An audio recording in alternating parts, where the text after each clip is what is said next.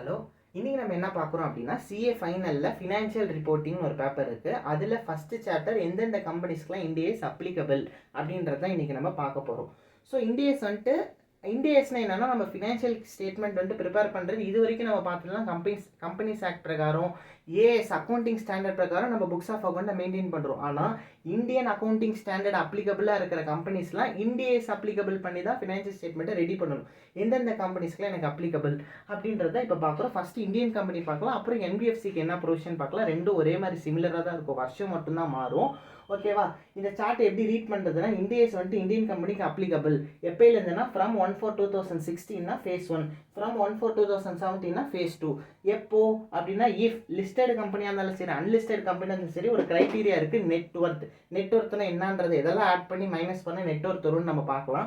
So என்னோட net worth 500 crores தாண்டிடுச்சுனாலோ 500 crores 500 crores அபோவோ இருந்துச்சுன்னா இன்னைக்கு ஆஸ் ஆன் 31/3/2014 31/3/2015 இல்லை 31/3/2016 இந்த 3 வருஷத்தில் ஏதாவது ஒரு வருஷம் தாண்டிடுச்சுனாலோ நான் எப்போலேருந்து அப்ளிகபிலிட்டி பண்ணணும் 1/4/2016 தான். ஃபார் எக்ஸாம்பிள் 31/3/2014 அன்னைக்கு என்னோட நெட்ஒர்க் கம்பெனியில் 525 crores இருக்குது அப்படின்னா அப்போ எனக்கு அப்ளிகபிள் தான். ஆனால் எப்போலேருந்து நான் அப்ளை பண்ணணும்னா 1/4/2016 என்னுடைய ஃபினான்ஷியல் ஸ்டேட்மெண்ட்டை நான் ரெடி பண்ணால் போதும். அது ஃபேஸ் 1ல் வந்துடும். லிஸ்டடாக இருந்தாலும் அன்லிஸ்டடாக இருந்தாலும் நெட்ஒர்க்கை பார்க்கணும், அதான் ஃபேஸ் 1. சரி, ஃபேஸ் 2க்கு எது பிரிச்சிருக்காங்கன்னா ஃபேஸ் 2ல் எல்லா லிஸ்டட் கம்பெனிஸும் வந்துடும். ஃபஸ்ட்டு இருக்கிறத என்னன்னு அண்டர்ஸ்டாண்ட் பண்ணலாம், அப்புறமா இன்டர்பிரேட் பண்ணலாம். ஓகேவா? ஸோ எல்லா லிஸ்டட் கம்பெனி நெட்ஒர்க்கெல்லாம் பார்க்க வேண்டாம். லிஸ்டடா அப்போனா 1/4/17 கண்டிப்பாக இண்டியஸ் அப்ளை பண்ணணும், நீ ஃபேஸ் 2ல் வந்துடுவேன் அப்படின்றது தான் இது. அன்லிஸ்டடுக்கு மட்டும்தான் நெட்ஒர்க் வச்சிருக்காங்க. இதே ப்ரொவிஷன் அப்படியே வரும். ஆனால் இங்கே 500க்கு பதிலாக பாதியாக குறைஞ்சி 250 crores தாண்டிடுச்சுன்னா இண்டியஸ் அப்ளிகபிள் ஆகும். ஆஸ் ஆன் 31/3/14 15 16 14 15 16 எக்ஸ்ட்ரா ஒரு வருஷம் வரும் 17. ஓகேவா? இதுதான் ப்ரொவிஷன் ஃபேஸ் 1 ஃபேஸ் 2 இப்படி தான் பிரிக்கிறாங்க. ஓகேவா? இதுக்கு ரிலேட்டடாக நம்ம இல்லுஸ்ட்ரேஷன்ஸ் பார்க்கும்போது இன்னும் இதை டீப்பாக புரியும். ஜஸ்ட் இது எந்த வருஷத்துலேருந்து எப்போ அப்ளிகபிள் ஆகும், என்ன கம்பெனிக்கு அப்ளிகபிள் ஆகும், புரியுதா? இப்போது இது தாண்டி என்னது, இப்போ நான் என்னுடைய எல்லா ப்ரொவிஷன்லாம் ஓகே படித்தாச்சு, எப்போலேருந்து நான் அப்ளிகபிள் பண்ணணுன்றதை அப்ளை பண்ணிட்டேன். இப்போ நான் என்னோட பிஸ்னஸே 31/3/2024 தான் தொடங்குறேன். சாரி 1/4/2024 தான் ஒரு பிஸ்னஸே தொடங்குறேன். நான் ஒரு அன்லிஸ்டட் கம்பெனி. அப்போ நான் எப்போ ப்ரொவிஷன் அப்ளை பண்ணுறதுன்னா எல்லாத்துக்கும் இந்த ஃபேஸ் 2 தான் இனிமேல் பார்க்கணும். நீங்கள் லிஸ்டட் கம்பெனினா கண்ணை மூடிட்டு இண்டியஸ் அப்ளிகபிள் ஆகும். இதே நான் 31/3/2025 என்னோட பிஸ்னஸ் நான் க்ளோஸ் பண்ணுறேன், ஆரம்பித்து ஒரு வருஷம் ஆகுது. இப்போ நான் எதன் அடிப்படையில் நான் ஒரு அன்லிஸ்டட் கம்பெனி. ஸோ இப்போ இந்த 25 எனக்கு இந்த இடத்துலையும் வரல இந்த இடத்துலையும் வரல அப்படின்னா அடிஷ்னல் நோட்டில் என்ன எக்ஸ்பிளைன் பண்ணியிருக்காங்கன்னா உங்கள் கம்பெனி இதுக்கப்புறம் அதாவது 1/4/2017 அப்புறம் எப்போ இருந்தாலுமே சரி நீங்கள் ஃபேஸ் 2ல் கவர் ஆகுறீங்க அப்படின்னா அதுக்கு அடுத்த வருஷத்துலேருந்து உங்களோட இண்டியஸ் அப்ளிகபிலிட்டி பண்ணணும். ஃபார் எக்ஸாம்பிள் என்னோட 24-25 இந்த ஃபினான்ஷியல் இயரில் என்னோட நெட்ஒர்க் 250 crores தாண்டிடுச்சு. இன்கேஸ் ஐ எம் அன்லிஸ்டட் கம்பெனினா நான் இதுக்கு அடுத்த வருஷம் என்னது ஃப்ரம் 1/4/2025 என்னுடைய புக்ஸ் ஆஃப் அக்கௌண்ட் இண்டியஸ் பிரகாரம் ப்ரிப்பேர் பண்ணணும். அதுதான். ஓகேவா? ஸோ ஃபேஸ் 1 என்ன, ஃபேஸ் 2 என்ன, ஃபேஸ் 2 தான் இனிமேல் எல்லாம் ஃபாலோ பண்ண போகிறாங்க. இந்த 1/4/17 அப்புறம் நம்ம எந்த வருஷத்தில் இந்த க்ரைட்டீரியா மெட் பண்ணாலும் நான் வரணும். இப்போ உதாரணத்துக்கு நான் லிஸ்டட் கம்பெனி. ஓகேவா? இப்போ என்னோட நெட்ஒர்க் வெறும் 170 crores இருக்குது. ஓகேவா? இப்போ நான் இண்டியஸ் அப்ளிகபிள் பண்ணணுமான்னு கேட்டால் எஸ் பண்ணணும். நான் லிஸ்டட் கம்பெனி 1/4/17 அப்புறம் வரதுனால எல்லா லிஸ்டட் கம்பெனியும் ஆல் லிஸ்டட் கம்பெனி நான் இண்டியஸ் அப்ளை பண்ணணும். அப்போ நான் எந்த ஃபேஸில் அடங்குவேன், இனிமேல் ஆரம்பிக்கிற எல்லா கம்பெனியும் ஃபேஸ் 2ல் தான் வருவாங்க. ஓகேவா? இவ்வளோ தான் ப்ரொவிஷன். இது கம்பெனிஸ்க்கு. இதில் இன்னொரு நோட் அடிஷ்னலாக என்ன பார்க்கணும்னா எப்போல்லாம் இந்த கம்பெனிஸ்க்கு வருதோ இந்த கம்பெனிக்கு வந்துச்சுன்னா இதோடைய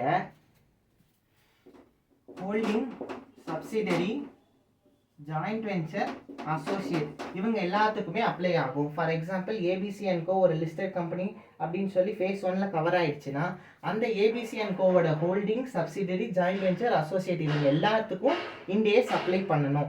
இவ்வளோ தான் இந்தியன் கம்பெனிக்கான ப்ரொவிஷன். அடுத்தது என்பிஎஃப்சிக்குன்னு சொல்லி அடிஷ்னலாக இன்னொரு ப்ரொவிஷன் சொல்லியிருக்காங்க. ஸோ அவங்களுக்கும் சிமிலராக இதே ப்ரொவிஷன் தான், எல்லாமே இதே தான். ஒன்றே வருஷம் மட்டும் மாறும். இங்கே 16க்கு பதிலாக இங்கே 18 மாறும். 18னா அப்போ இதுக்கு பின்னாடி இருக்கிற 3 வருஷம் அது என்னது 16, 17, 18. ஓகேவா? இது ஃபேஸ் 2க்கு வந்துட்டு அதே தான். இது 18னா இது அடுத்தது 19. ஸோ இது 4 அதே மாதிரி தான். 16, 17, 18, 19.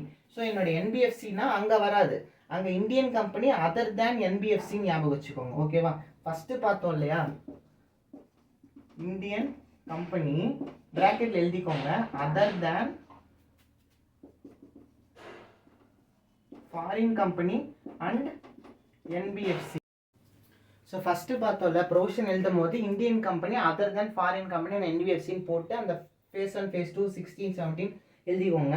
இப்போ பார்க்குற என்பிஎஃப்சிக்கு வந்துட்டு இதுதான் ப்ரொவிஷன். இது 18லேருந்து இது 16 17 18, இது 19லேருந்துன்னா 16 17 18 19. ஓகேவா? ஸோ இவ்வளோ தான் ப்ரொவிஷன். இதே என்பிஎஃப்சிக்கும் அதே மாதிரி தான். இது அப்ளிகபிள்னா holding, subsidiary, joint venture, associate அவங்களுக்கும் இண்டியஸ் அப்ளை பண்ணணும். ஒன்ஸ் வந்துட்டு இண்டியஸ் ஸ்டார்ட் ஆச்சுன்னா ஃபார் எவருக்கு வந்துட்டு இண்டியஸ் யூஸ் பண்ணணும். ஓகேவா? இப்போ வந்துட்டு நெட்வொர்க்னா என்ன அப்படின்றத பார்க்கலாம். இது ஒரு அடிஷ்னலாக ஒரு 4 நோட் மாதிரி எழுதிக்கோங்க. இந்த நோட் வந்துட்டு எல்லாத்துக்குமே காமன்.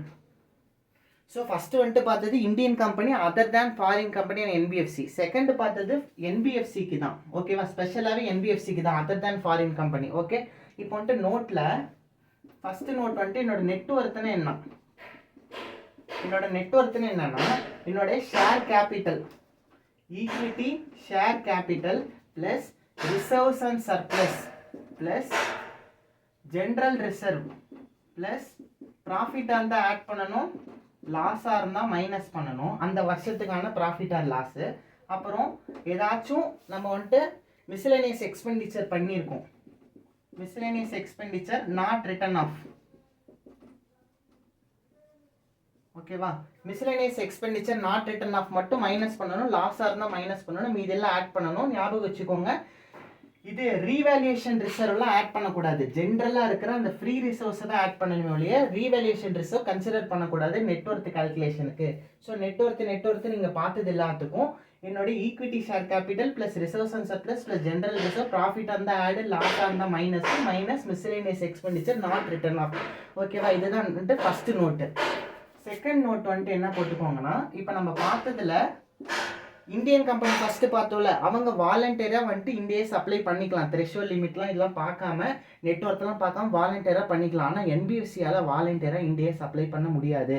ஒரு என்பிஎஃப்சி எப்போ இண்டியஸ் அப்ளை பண்ணணும்னா ஃபேஸ் 1 ஃபேஸ் 2ல் கவர் ஆனால் மட்டும்தான். அதே மாதிரி என்பிஎஃப்சிக்கு ஃபேஸ் 2 இதுக்கப்புறம் எப்போ வந்துட்டு வந்தாலுமே ஃபேஸ் 2ல் கவர் ஆகணும். அது ஒரு சின்னதாக ஒரு நோட் மாதிரி போட்டு எழுதிக்கோங்க. இப்போ நம்ம வந்துட்டு ஸோ எல்லா இந்தியன் கம்பெனிஸும் வந்துட்டு வாலண்டியராக இண்டியஸை அப்ளை பண்ணிக்கலாம். ஆனால் நாட் ஃபார் என்பிஎஃப்சி. ஓகேவா? இது ரெண்டாவது நோட்டு. அடுத்தது மூணாவது என்னதுன்னா, இந்நாள் வரைக்கும் பேங்கிங் கம்பெனிக்கும் இன்சூரன்ஸ் கம்பெனிக்கும் இண்டியஸோட அப்ளிகபிலிட்டி சொல்லலை. ஓகேவா? பேங்கிங் கம்பெனிக்கும் இன்சூரன்ஸ் கம்பெனிக்கும் இண்டியஸோட அப்ளிகபிலிட்டி இந்நாள் வரைக்கும் சொல்ல கிடையாது. அடுத்தது ஃபோர்த் நோட் என்னதுன்னா, அதான் நம்ம பார்த்தோன்னா holding, subsidiary, joint venture, associate apply ஆனால் அதுவும் அப்ளை ஆகும் அப்படின்றத எழுதிக்கோங்க. ஓகேவா? புரிஞ்சுதா? இப்போ நம்ம வந்துட்டு இல்லுஸ்ட்ரேஷன்ஸ்லாம் வந்துட்டு அடுத்த பார்ட்டில் பார்க்கலாம். தேங்க்யூ.